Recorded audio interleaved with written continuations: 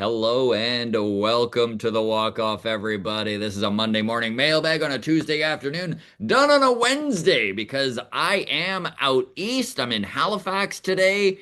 I've got a baseball town going on at Halifax Live. So if you are catching this and you're on the East Coast and looking for something to do tonight, then Halifax Live at 7:30. It should be a good time. We're talking everything Blue Jays. We've got the Montreal Expos versus the Toronto Blue Jays is our roast battle this time, which should be Nice. fun. I've got my new Expos hat here. It was hat day a couple days ago, so got to the lids out here and picked out a new hat. Very exciting stuff.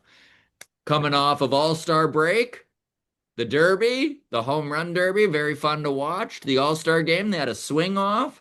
Feel free to drop in the comments right now what your thoughts were on the home run derby and on the All-Star game. We're not going to dive too much into it. I know we've got a We question. just we just spent about 30 minutes on it for the Yeah, in the Patreon side of Patreon things. side of So things, which again, if you are interested in supporting the channel, number one, the fact you're even watching this, support enough, hit that subscribe and the like button. But if you do feel like giving a little extra for $4 a month, you get an extra show a week, MLB Mondays.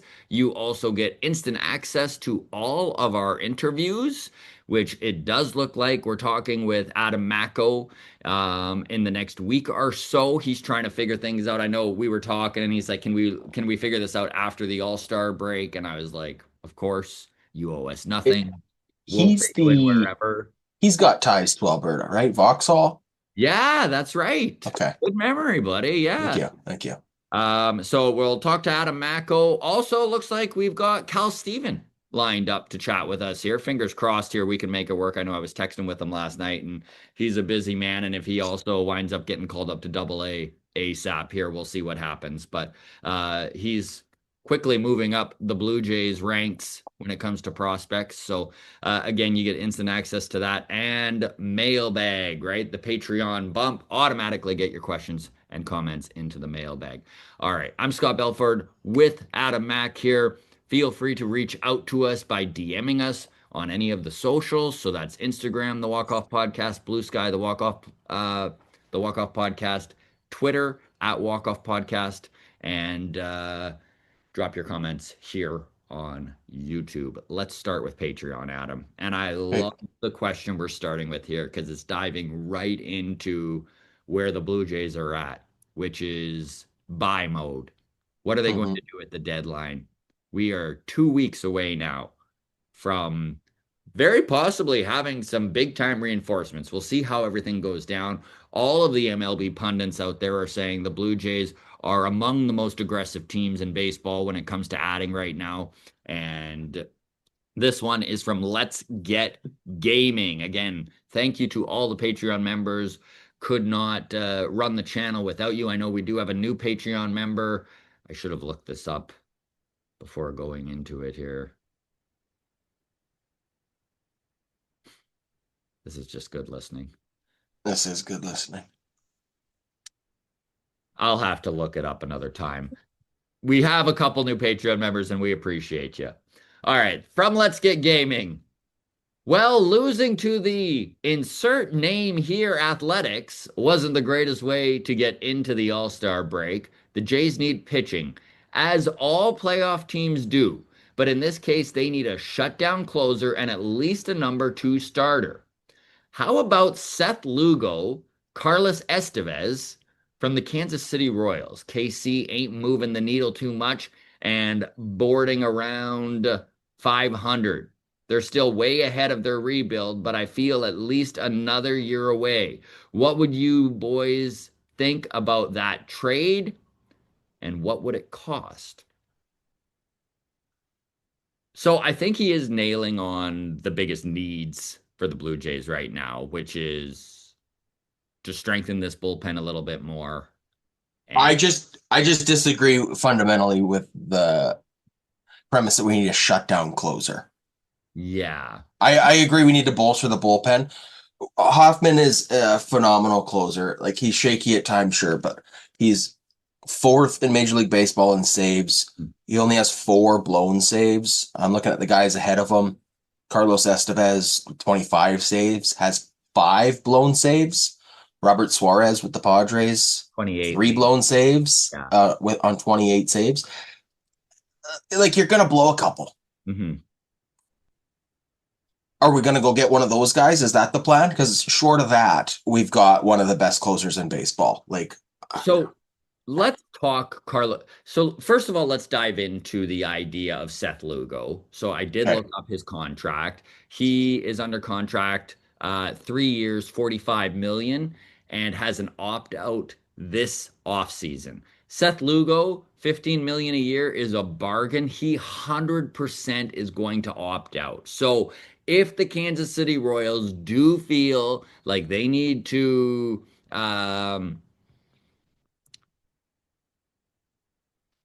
reevaluate where they're at, right? Like if they do feel they're not going to make the playoffs, Seth Lugo is a perfect piece to move, very similar, in my opinion, to Yusei Kikuchi. So let's yep. take that rough idea that it's going to take three fairly decent prospects to pry Seth Lugo, a rental, away from the Kansas City Royals.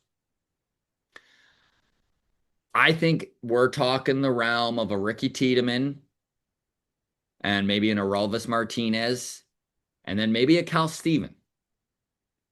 I don't think it's going to take for a rental that number one or two. So I think Namala and Yasavich are safe in this scenario. And I could be wrong because there are going to be plenty of bidders on these available starting pitchers. So it might be incredibly expensive. And it might take, for a rental, it might take literally one of your top prospects, in which case it definitely makes you pull at your collar a little bit.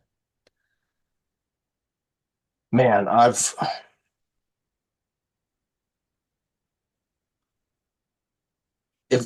if we're given, I don't know, for a rental, Seth Lugo doesn't move the needle for me. If we get Seth Lugo, I'm gonna feel like that's the consolation of consolation prizes. Do you have his numbers up right now?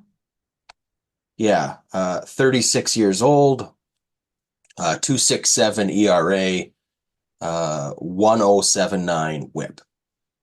So I think Seth Lugo would be fine if we're not giving up Yasavich or Namola. Um, it does Yeah, bolster this rotation. He's going to fit in with our old man starting group. He has been there and done that, which is nice to have a guy who does have some playoff experience. Yeah, I would rather a higher end starter than Lugo.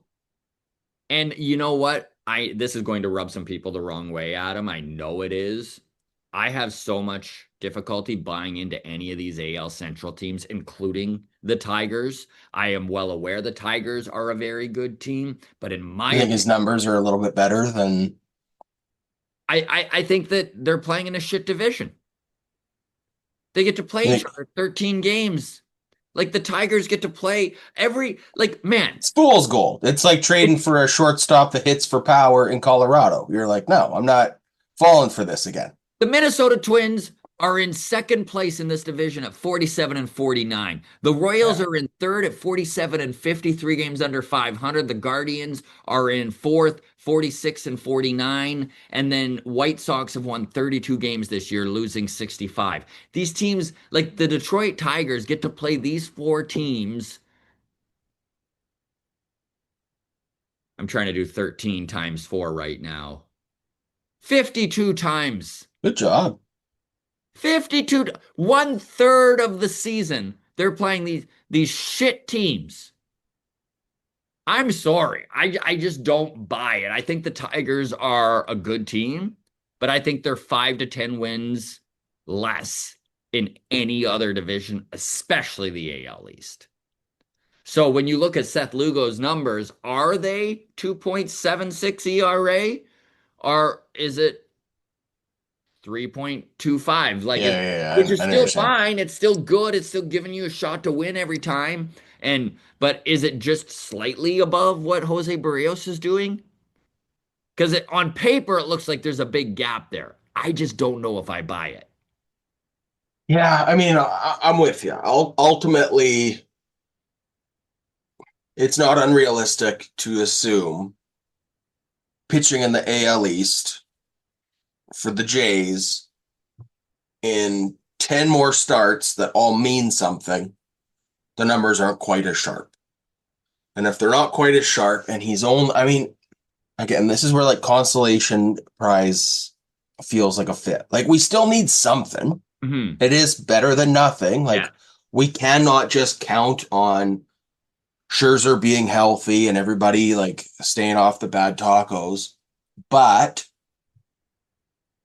yeah, does it really move the needle to add a guy who's potentially the fourth best pitcher in your rotation? Like I don't know, to move a Ricky Tiedemann, I would just want more than that. It now if it was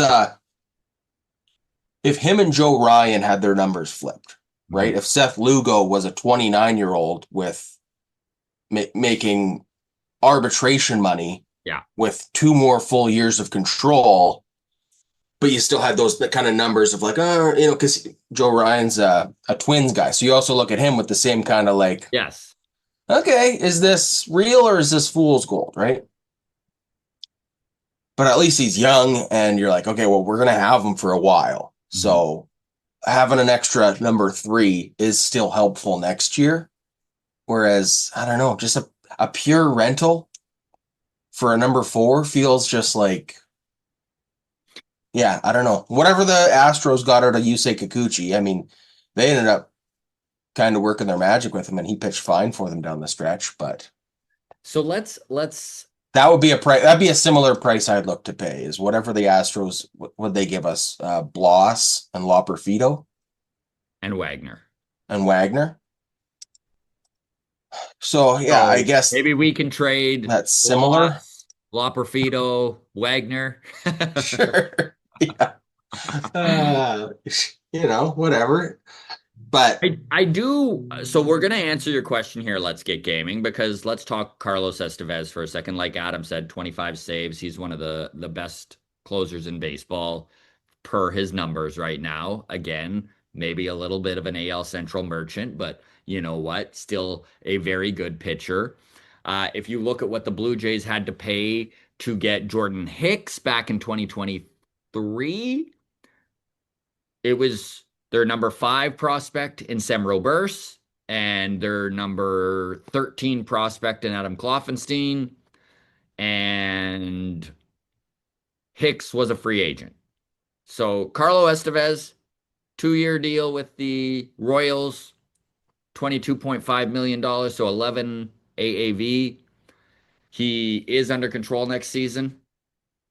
So I don't know how the Jays value that. Do you add another prospect? Probably. So if that's the case, how many prospects are we talking here if you're talking both of them?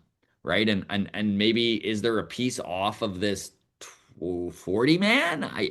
I don't know exactly how. Listen, I'm always off when I think of trade values. So I'm just kind of going on what past trades have sort of looked like. So if you're looking at Loperfido, Wagner, and Bloss equivalent, let's frick, go ahead, throw Loperfido in there. Let's say Cal Steven and Ricky Tiedemann is what you need for Seth Lugo. And then for Estevez, you need Arolvis Martinez and Will Wagner. I'd do that. We're probably a little light on what Kansas City's after. But again, this is all going to depend on what the market holds. There's going to be competition for these guys.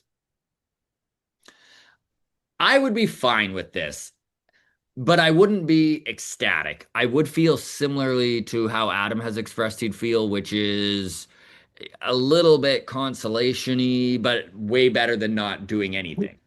Carlos Estevez as a piece, though, feels like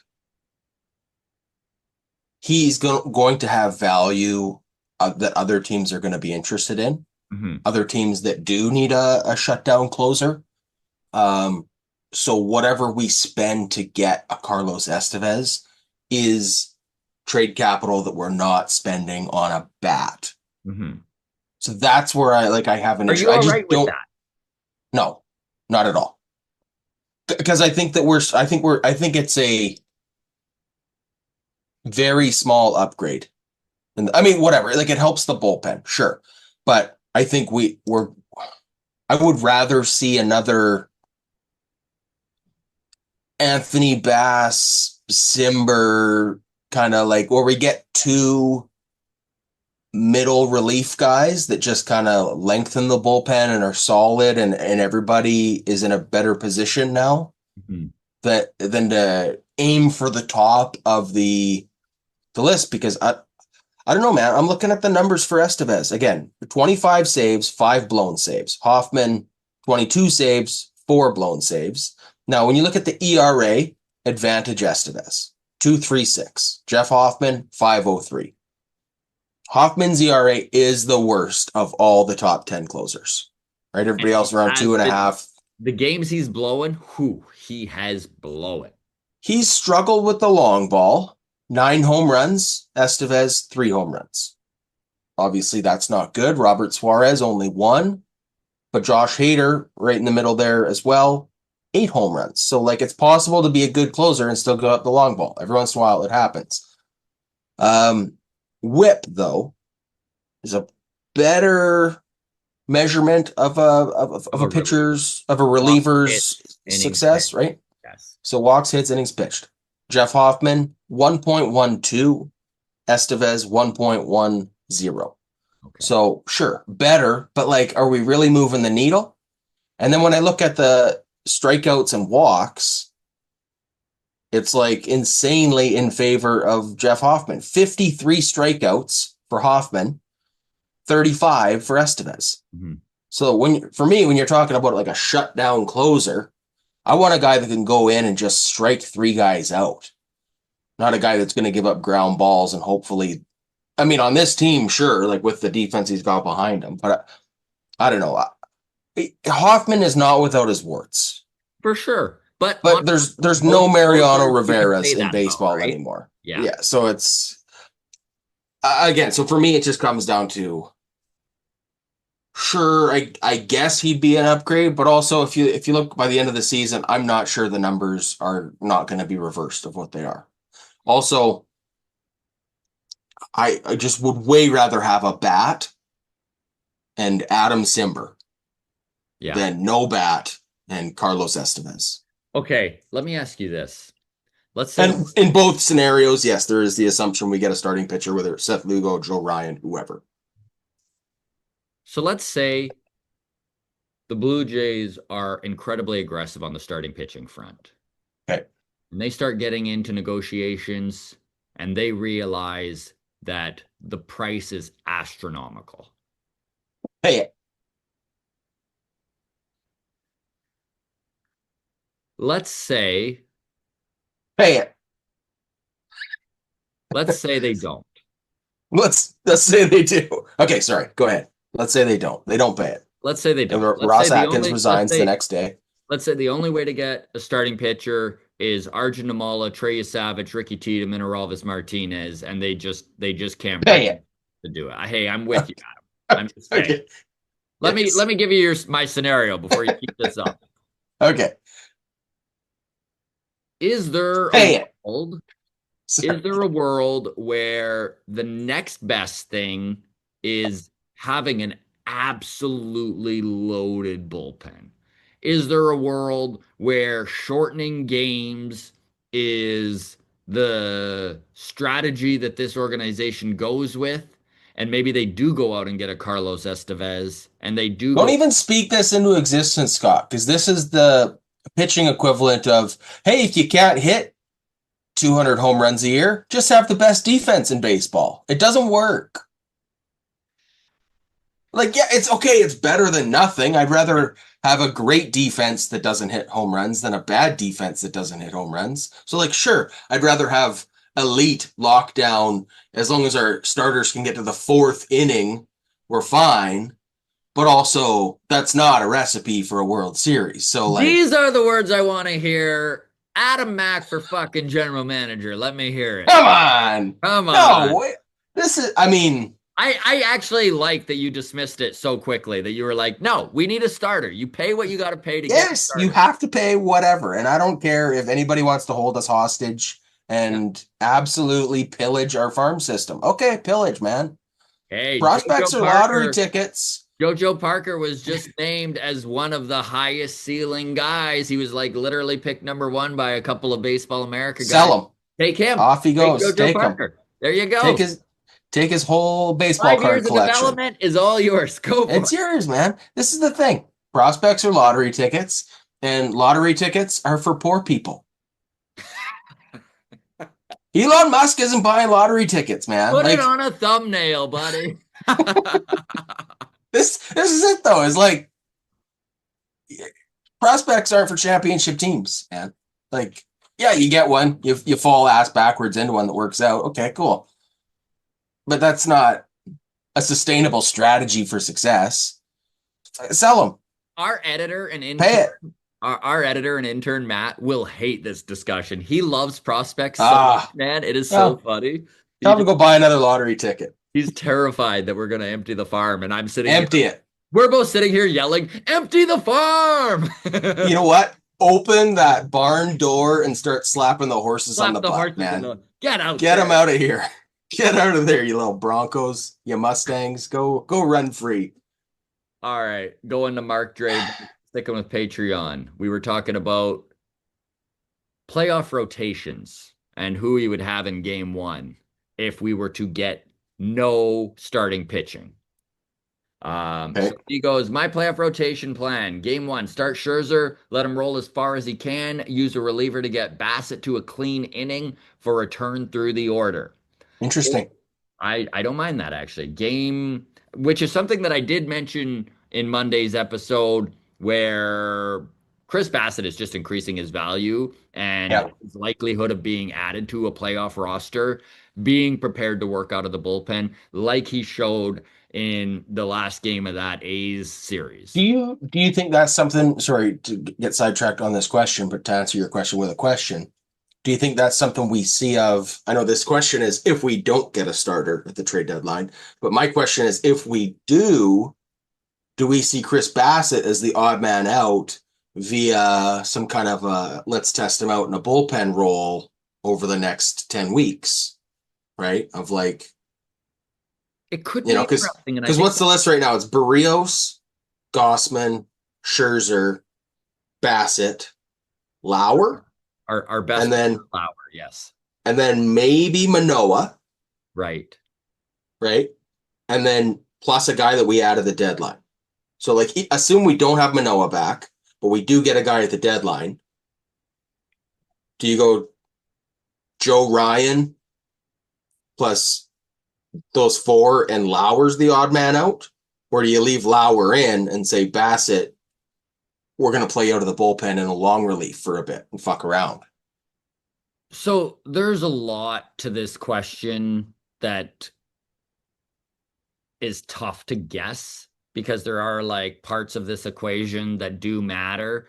But I will say if Max Scherzer's thumb is still bothering him and he's in this realm of being able to go 3 to 5 innings, maybe Chris Bassett in a piggyback sort of fashion is not a bad idea. Like we talked about with Yariel Rodriguez, hypothetically, at the start of the year. Yeah. Yeah, So I'm with you. It would save Scherzer some bullets. And if the strategy is to play Bassett as a bullpen option, long relief guy in the playoffs, I do want to see more than one inning out of him this season. yeah. You know what I mean? I don't want to just have him as a starting pitcher and then wing it in the playoffs and be like, hey, he's our long relief guy now. Man, If anybody could do it, it's him because he's feisty like that. it would be so funny to watch But the Blue Jays try and khakis their way through cobbling this starting pitching together. oh my God. It would be really funny. It would be interesting. Yeah.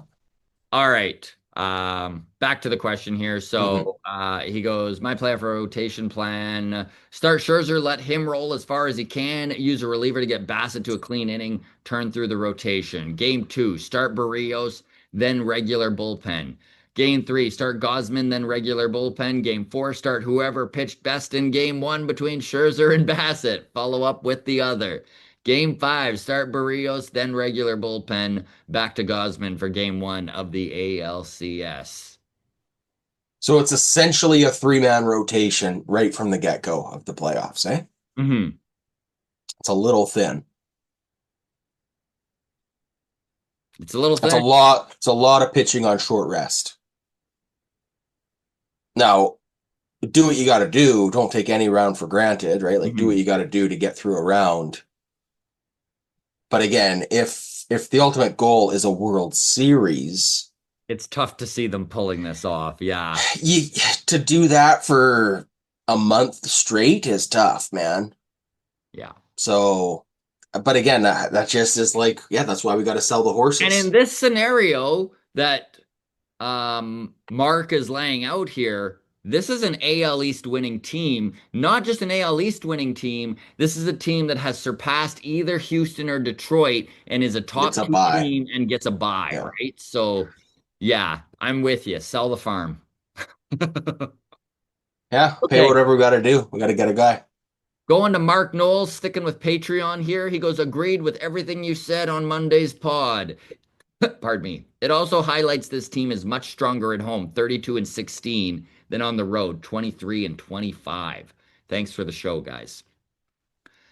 Wow.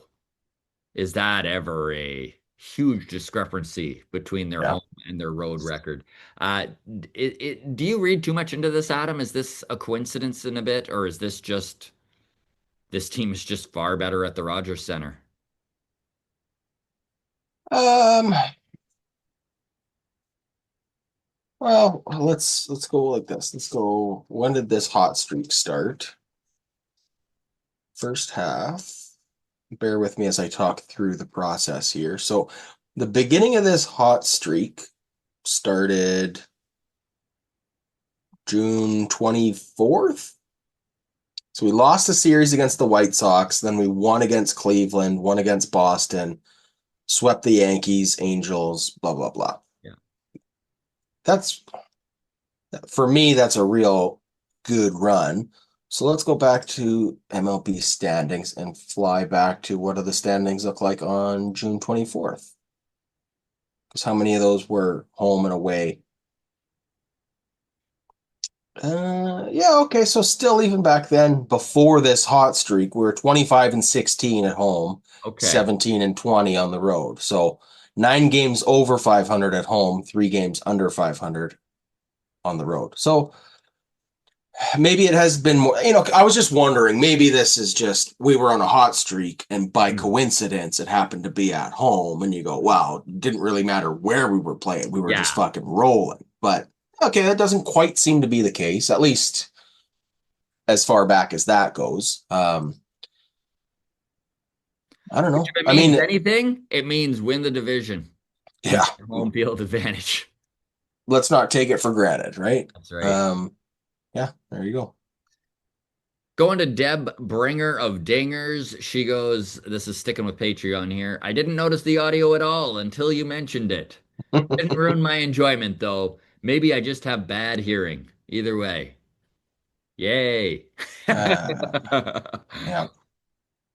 Okay, moving to the final question comment in Patreon. This is Johnny Eaton. Mizorowski has been electric, but it also feels like Manfred just wants records broken left and right to spur on engagement and money. What a good commissioner, eh, Johnny? Hey, out there making money for the owners, just the way you like to see it happen. Yeah, no, we kind of talked about this quite in depth during the Patreon portion of this show, where the MLB, like Major League Baseball right now is in this really weird spot when it comes to the All-Star game and the home run derby where they're like, this has got to be a spectacle. but also we're going to stick with weird arbitrary rules we've made for ourselves as well. So it's like I Jacob Mizorowski gets included into the All-Star game after 5 starts, but also Brent Rooker gets eliminated from the home run derby on .8 of an inch because why have a swing off? That ruins the Yeah. integrity of the derby. I'd like Yeah. baseball. Oh, I did see one more controversial thing with Brent Rooker. What was it? Rooker or was it Matt Yep. Olson? Oh. One of them had said, it must have been Brent Rooker, had said that he was shorted balls in his bucket. Oh. So I didn't actually go back and rewatch the footage, but apparently he ran out of time, not pitches. Hmm. Okay. Which is like common or whatever, right? You go through your 40 pitches and you still have 17 seconds left or whatever. If you're on a faster pace or a slower pace, it is what it is, right? So everybody gets 40 pitches and whatever, 3 minutes. He apparently you get to take 2 pitches before your clock starts. So if you want, your batting, your dad or whoever's throwing to you can just toss you two. Your clock doesn't start yet. It doesn't affect your pitch count or whatever. So he did that, took 2 pitches, but his bucket only had 40 in them. Hmm. So he only got 38 pitches to swing at. So Ah. he was complaining about that after the game, is that I could have had 2 more shots At a at million bucks. legitimate swings. Yeah. Yeah, like so that's unfortunate for whatever that's worth. Yeah. I thought that was interesting. I don't know. I like it. But he also might have misunderstood, and maybe the take swings counted out of a bucket of 40 for everybody. Like, hey, it doesn't start your clock yet, but it is 2 of your 40 pitches. Like that might also have been a thing that he just misunderstood. But anyways, All right. Moving to our social DMs. This is from Twitter. This is Trev who sent this to us. This is just a feel good story. This isn't really a comment. He and his kid was playing travel ball in Montana. And this is the story here. He's like, in the elevator at hotel, couple got on elevator in late 60s dressed in Rays gear. I said, your Rays are doing pretty well this season. He says they are given the payroll. I say, yeah, I'm a Jays fan and we have 160 million AAV in payroll on you. He lights up and says, Jays, I took my son when he was dying of cancer to your spring training games in Dunedin. Great memories. I was just about to express my condolences to them on their son, and the wife lights up and says, and now our son is 40 and healthy, still going to games. oh fuck. Yeah, he goes, man, I love these little stories of baseball and things that connect us as humans, no matter where we are from or what we do. It was just a nice, warm, spontaneous moment. Very cool. Lovely. Yeah, thanks for That's sharing. awesome. Thanks for sharing. That's awesome. Brian Crawford.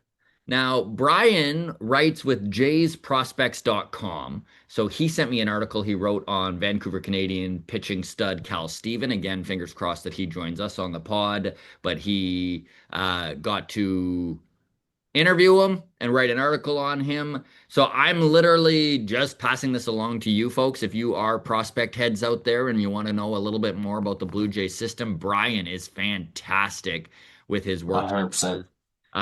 Again, jaysprospects.com, and his latest piece is Cal Steven, but he has dozens and dozens and dozens of prospects that he has covered over the last year or two. So, yeah. Okay, moving along. We don't want to keep things around too long here. Kevin Ahoy on Blue Sky goes, just to opine on your trade deadline discussion for the Jays.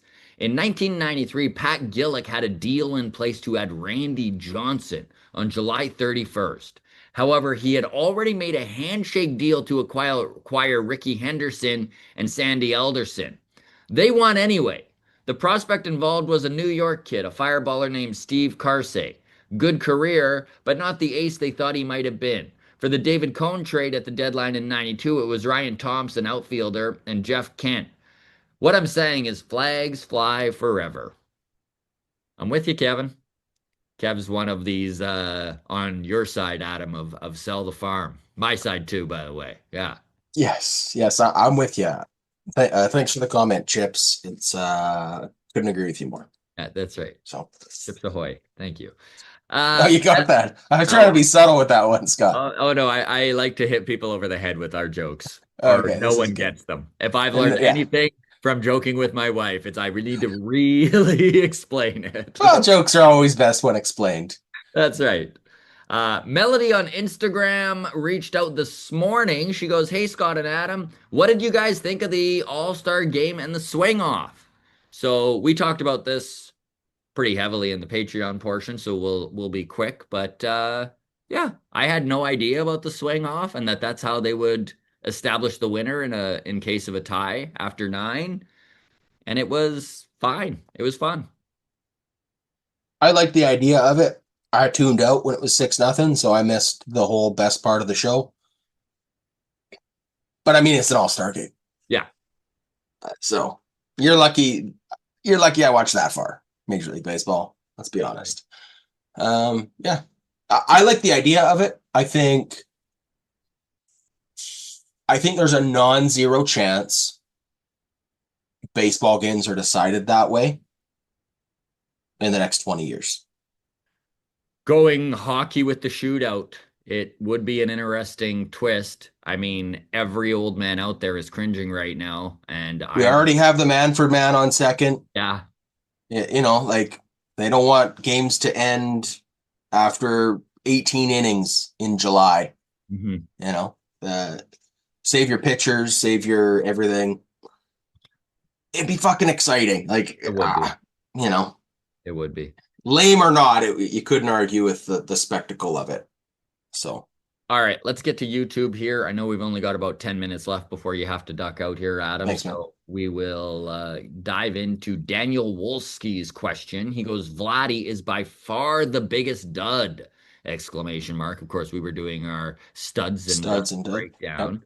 12 home runs is just not good enough. Barger has 13, and he wasn't even on the team to start the season. So, I mean, listen, Daniel's feelings here are pretty on par with most of us Jays fans. It's not so much that, in my opinion, Vladdy has been a dud.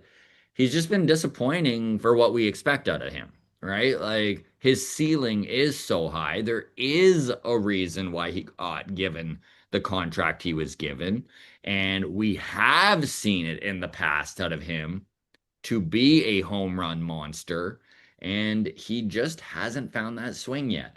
I'm going to be honest. I still think that we're going to have that hot streak in him at some point in 2025. I mean, it would be devastating if we don't, especially with Anthony Santander contributing basically nothing this season so far.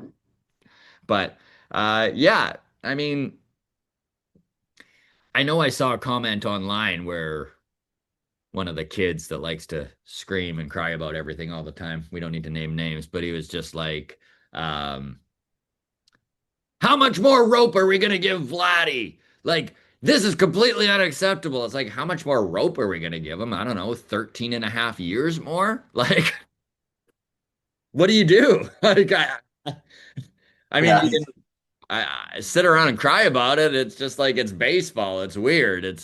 Is he going to have those moments where he's the best player in the world? I bet he is. yeah, And the same people that are crying that he's hasn't done enough will probably be there banging the drum that he's the greatest player in the world, and this is why they signed him. And that's the beautiful thing with this sport. The highs, the lows, it's a game of attrition. It isn't football, right? I think I've given this before, but like, 2.5 games equals 1/4 of football. Like yeah, there's just longer slumps and longer hot streaks, and I'm yeah. with you. If the Jays are in rough, if Vladdy doesn't have that high point this season.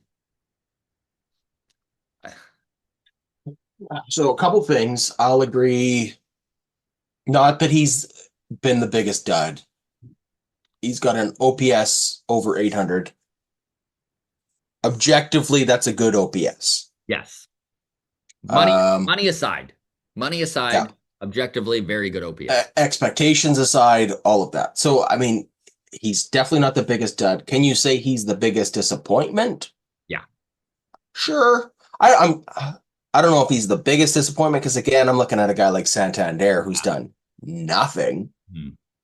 And even if the discrepancy between what you'd like to see and what you're getting, I guess if that's how you want to define dud, I still think Santander is a worse number. Yeah. Vladdy's not good. I think Bichette's better Hmm. and Springer's the best. Yeah. Like return on investment, what you thought you were getting out of. But it's studs and duds. It's not bounce back player of the year awards. Yeah. So he hasn't been bad. Like a 277 batting average with 20-ish home run pace is like good. It's fine. It's disappointing It's for not the elite, but yeah, but it's so I don't he's know. not It's dragging the team down. Like, let's be serious. Like, Vladdy is the least of this team's concerns right now. yes, and if we didn't have Vladdy, the team would be worse off. Now, if you're going to win the division, you probably need a hot streak out of Vladdy at some point here before the end. And you'll probably get one. And you're probably going to get one. I sure freaking hope so, Daniel. Like, I sure hope so. Heart EGWFG. Great username. Great username. Comment. Or as I like to call them, chips. Yeah, that's right. Hatagurgugafu. So he says, I find the NBA markets the next generation of players really well. The NBA draft is done right after the playoffs, then after a crazy free agent spree about a week later. There is the NBA Summer League, which showcases the players in the draft. Hope baseball can do something like this so we know the players coming up. And I get the sentiment. We kind of touched on this Patreon as well.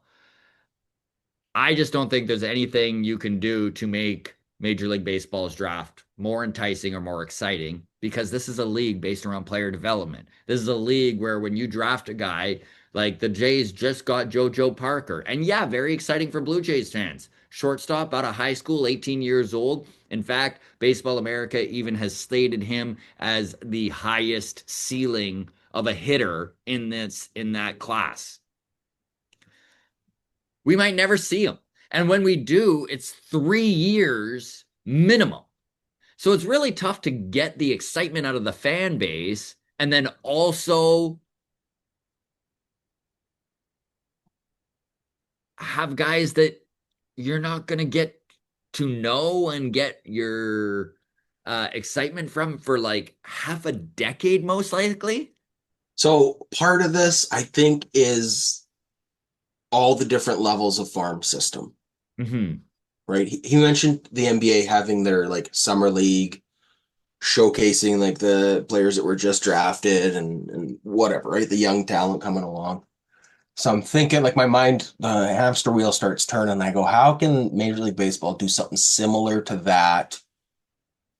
How do we? Because like they do have the futures game at the All-Star, which is like these aren't for the recently drafted guys, but these are like MLB top 100 prospects kind of a thing, right? Like there is a little bit of showcasing like the talent that's around the corner. But how do you do that on a more sustainable long-term thing? Like maybe there is a winter ball league possible. Like I'm not saying this is, I think, likely to happen, but just would there be a roadmap to like, like I know you like to go down to Dominican and you like watching like the Dominican Winter League and stuff, right? Because a lot of guys from Major League Baseball, they go back, they play in it, like it's high level ball, the crowds are super into it and everything. Like if those kind of games got picked up by ESPN or Sportsnet or whatever, maybe there's an avenue there. But again, you'd have to really start showcasing just the younger guys. And now my brain starts going 3 minor league tiers, single A, high A, low A. I mean, 4 minor league tiers, and double A, triple A. Pared it down. Like it used to be more. Yeah, so maybe there just needs to be more paring down, right? Like, whereas JoJo Parker, where is he playing? Where do I got to track him? How do I even care about this guy? I want to tune in for games to watch him, but now I got to watch a different game if I want to see Trey Savage play, and I got to watch a different game to see Arjun Amalo play. Like, I'm tracking too many teams just to watch the guys that even matter to me, right? So here's my realistic, I think, way you could go forward is you'd have two minor league teams. One is like figure out whatever age your cutoff wants to be, 22, 25, whatever.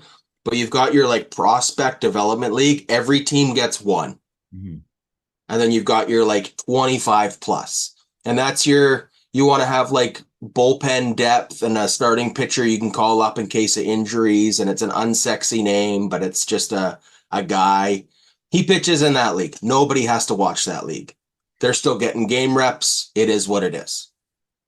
But Yeah. then you want to watch the young talent. There's one young talent league, and that's where all of the stars of tomorrow are playing against each other, with each other.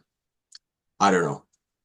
And again, it would probably need to be done over the winter, like you kind of stated. Yeah, It would be tough, and it's just yeah, again in a league with so much development needed. Yeah, like there are ideas, but it's going to take outside the box thinking and yeah. reinventing kind of some of the way that they go about it. So I know we're low on time here. I'll really quickly read these that are more comments. Boom Must Die says Jays have four of the top 25 pitchers and strikeouts in the minor leagues. Savage, Watts Brown, Cal Steven, and those guys are at double A, and then Gage Stanifer, who's at single A, Vancouver, but probably going to be heading to double A soon. Strikeouts aren't the end all be all in determining factors if a guy is going to be good in the major leagues, but it sure doesn't hurt. Number one in True. strikeouts, Canada's Jonah Tong, 108th in innings pitched, 38 hits allowed, and 78 innings in double A for the Mets. So some good info there. Cool.